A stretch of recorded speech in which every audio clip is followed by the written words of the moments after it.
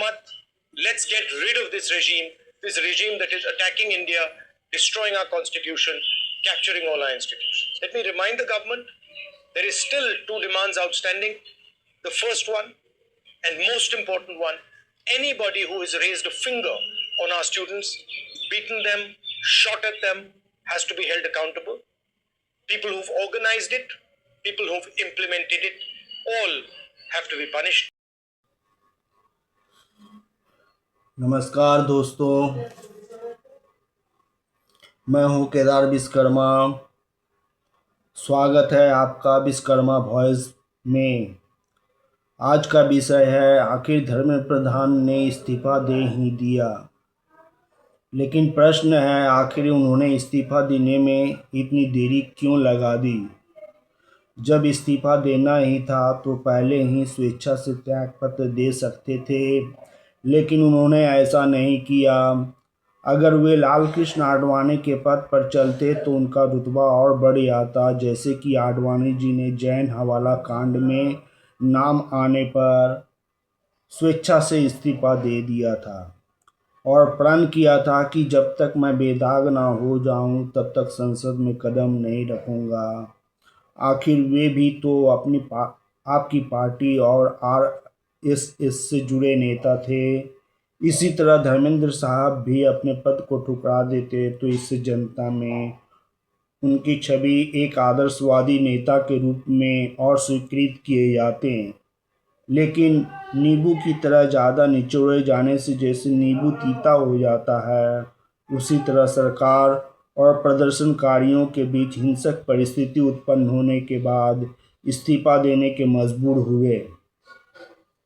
इससे पता चलता है कि बीजेपी नेता निर्णय लेने से भी डरते हैं और शुतुरमुर्ग बनकर सिर्फ सत्ता का सुख लेने में मग्न रहते हैं, और जब परिस्थितियां बेकाबू हो जाए तब जाकर अंत में हार कर यह दबाव में इस्तीफा दे देते हैं, तो बड़ा ही हास्यास्पद लगता है।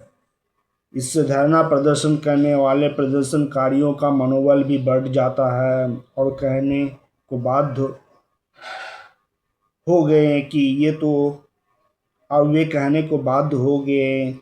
ये तो अभी पहला विकेट गिरा है, दूसरा विकेट भी हम लेकर दिखाएंगे। अर्थात ऐसा प्रदर्शन आगामी समय में फिर देखने को मिलेगा। उनका इस्तीफा मोदी सरकार के लिए एक बड़े झटके की तरह देखा जा रहा है, क्योंकि यह पहला मौका है जब किसी आंदोलन की वजह से उनके किसी मंत्री को पद छोड़ना पड़ा है। इससे पहले भी कई मौके आए जब विपक्षी दलों ने केंद्र सरकार और इसके मंत्रियों को लेकर अलग अलग मामलों में दबाव बनाया था, लेकिन उसका ज़्यादा असर देखने को नहीं मिला।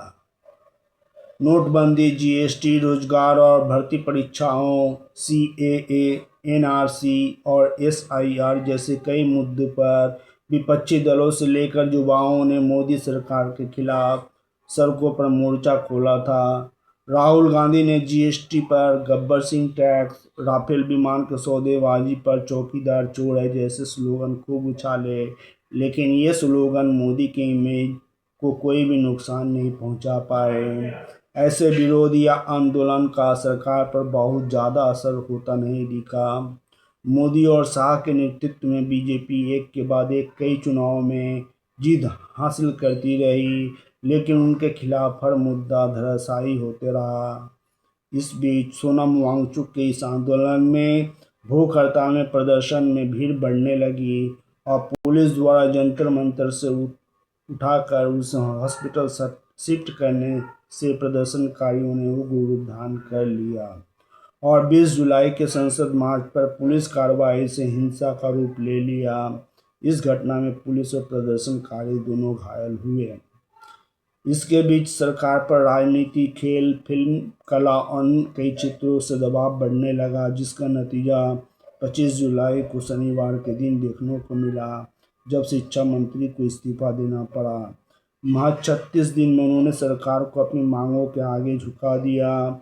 इस तरह यह आंदोलन किसी राजनेता के नेतृत्व में नहीं चल रहा था। यह स्टूडेंट के लिए और स्टूडेंट द्वारा चलाया जा रहा आंदोलन था। जो नौजवानों की बड़ी जीत मानी जा रही है।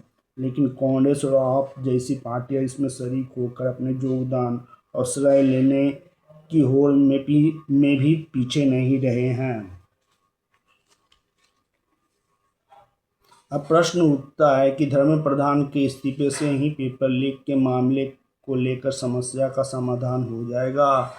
हाल ही के दिनों में पंजाब और झारखंड में पेपर लीक का मामला उजागर हुआ है, तो प्रदर्शनकारी अब इन राज्यों में अपना डेरा या धरना प्रदर्शन शुरू कर देंगे। इन राज्यों में बीजेपी की सरकार तो नहीं है, यहाँ पर आप और कांग्रेस की समर्थित सरकार है, तो क्या ये दोनों पार्टियां वहाँ भी आंदोलन शुरू करेंगे? इसी से पता चलता है कि इनका मकसद सिर्फ बीजेपी सरकार को अस्थिर करना है, सरकार पर हमला करना है, ताकि जेएनजी के नाम पर आंदोलन कर रहे युवाओं को गुमराह किया जा सके। पेपर लीक का मामला खासकर कोचिंग संस्थाओं के प्रश्न पत्र छापने वाले प्रिंट मीडियाओं से संबंधित है। इनके संयुक्त प्रयास से ऐसे मामले घटित होते हैं। परीक्षा प्रणाली में सुधार के बिना हमारे छात्र के लिए कोई उम्मीद नहीं है। इसके लिए यूजीसी, केंद्रीय एचआरडी मंत्रालय और राज्य सरकार के उच्च शिक्षा विभाग भविष्य में ऐसी घटनाओं को रोकने के लिए ठोस कदम उठाएंगे, तभी इसका उचित समाधान हो सकता है। बस आज के लिए इतना ही, फिर किसी दूसरे मुद्दे को लेकर हाजिर होंगे। नमस्कार, जय हिंद, वंदे मातरम। सचिन शर्मा, पुलिस वाले गुंडों ने हरकत करी थी 20 तारीख को, उसके ऊपर पुलिस वालों के ऊपर एक्शन तो होना ही चाहिए।